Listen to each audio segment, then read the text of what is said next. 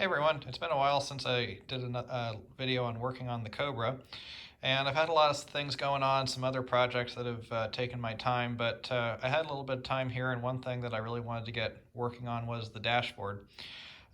So I've made some progress on this previously, and the first things that I did were, for one, I got all the holes cut out. You can see that hole that my finger's over right now. I had to do kind of a repair on because I actually ended up with too large of a hole. The dash by itself comes with the 5 kind of centered gauge holes there for the engine instruments, speedo and tach over there, and then of course the steering column. And then it also comes with, I think a couple of these other holes were also included for switches. I added a few holes because of switches that I had planned. Be honest, I've kind of forgotten which switches I had intended where at this point. So I'll have to figure that part out. Won't be too hard, I imagine. But the other thing is I had these holes that I added, and those are for the vents for the HVAC. So here underneath, I've just got the padded vinyl that Factory 5 includes. Unlike the rest of the aluminum on the interior, I'm not intending on putting Dynamat on. I might put some Dynamat on the back side, maybe in this area, but I'm not going to put it on the front. If I did do that, then for one, it would probably make it harder for that vinyl to adhere, and I don't think it would necessarily do a whole lot. It would probably make it look uglier as well. So I've got this all wiped down with acetone. It's dried at this point. So next is going to be spraying on some of this adhesive, making sure to get a good coat on it, and then I'm going to flip it over and get it sticking to the vinyl. Alright, so I've got this glued on now. I'll just say this didn't go exactly as I was expecting it to. This is kind of my fault. I'll explain to you what I ended up doing. So that 3M77 works great as a spray adhesive. I made sure that there was a nice thick coating on it, on the aluminum, before I put the covering on, and that part worked well. Where I messed up was, if you look over here, you'll see that the alignment on this, I've got some extra. I shouldn't have done that. I kind of eyeballed getting this piece in the center of the piece of vinyl, and what I should have done, and it doesn't really explain this in the instructions well, what I should have done is lined up this part of the aluminum with this bottom part here, and then that would have given me some more up here to work with, which would have made bending those parts over easier. What it says in the manual is that once you get the main part on the front, then you cut little triangles in the remaining part that overhangs on the top, and then you glue those on the bottom. It says to put some big heavy books on there to help hold it. I'll say I did have to make a couple of tries for some of the areas to get it to hold, but ultimately it seems like it's all going pretty well. Something to remember is that this top seam is ultimately going to be over here, wedged up against that part, and be hidden then behind the body, which will kind of come over top of it. So that part I'm not too worried about any issues. So I think it'll work out.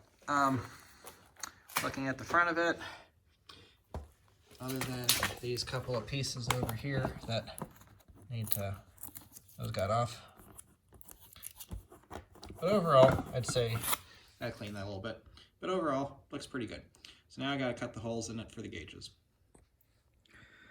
All right, I got the holes cut. Just couple of notes on what I did here. You can see I've got one of the vents in right over there. So for that first vent, I tried coming from the back side and then cutting through the hole there and then coming back around from the front side. That didn't work very well. Definitely worked better to just kind of feel around with a box cutter. That's what I used. Box cutter, knife, whatever, and just make your way around the hole. They aren't super pretty, but you'll see once I get the gauges in that it looks fine. The gauges, you know, fill in the holes well, and then the bezel around will help to cover up anything. I tried testing with this voltmeter, which I'm actually not going to use, but it's really easy to put in and out. For the steering column and then for the lights and then the switch holes, they say to just take your knife and make an X in there. Those will probably be a little bit tough to get those in. And then they also say to do that for the steering column. Now, you'll notice I did that here as well. Remember, this is the tachometer, and if you've seen my previous videos, I'm using a 5-inch monster tack, which was actually designed to be mounted on the dashboard with a separate mount, not mounted it flush in the dashboard. And so I think that that's going to help me keep it retained. I'm still going to do a piece around it to help hold it in place, but I think that that'll just help keep it in. So let's put the gauges in and see how it looks. Well, and there you have it. There's the gauges all installed, as well as the vents. Haven't put in the switches and the indicator lights yet, obviously, but that all went really well. You know, the gauges look like they're well finished in there, so do the vents.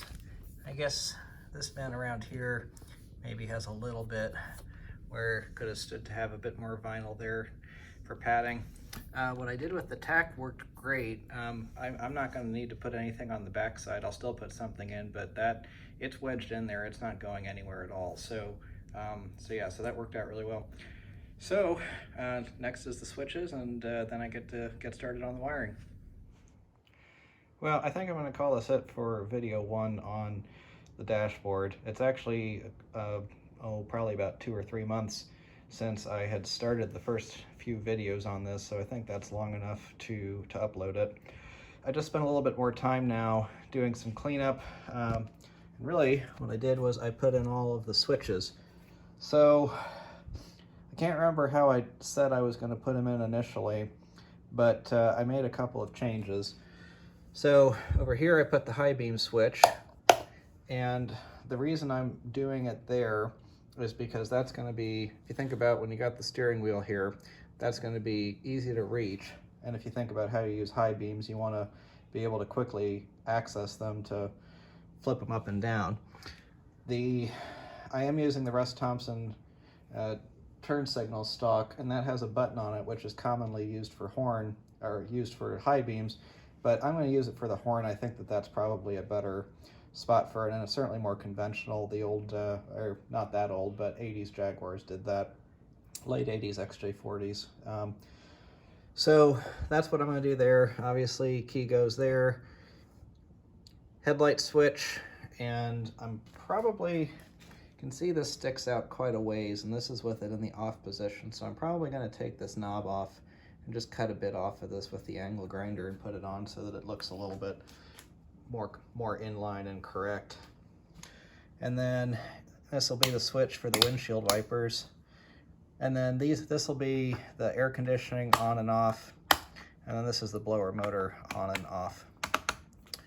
So I think that that's a pretty clean setup. I'd sort of gone around with a couple of different ideas, especially having some things on the transmission tunnel, but ultimately decided I don't think I want to go that route. So I still have some things that I need to do with this before I get it permanently installed. First one is, like I think I mentioned, back here is interfering, or if not interfering, very close to the box with the heater and air conditioning heat exchangers. So I need to do something with that. And then this was a complete failure. These are all supposed to be folded down, and they did not fold down at all. I think the real reason they didn't is that I don't think I gave myself enough material up top here for it to be able to adhere, because if you see when you fold it over, there's just hardly anything down there. So I think that was my screw up, and so now I have to figure out how to salvage it. So, but that'll be for another day. I'm pretty happy with how this looks, and with the wiring work I got done recently on the Cobra, I'm getting that much closer to getting it started. So thanks for watching. Hope you enjoyed it. Have a good day.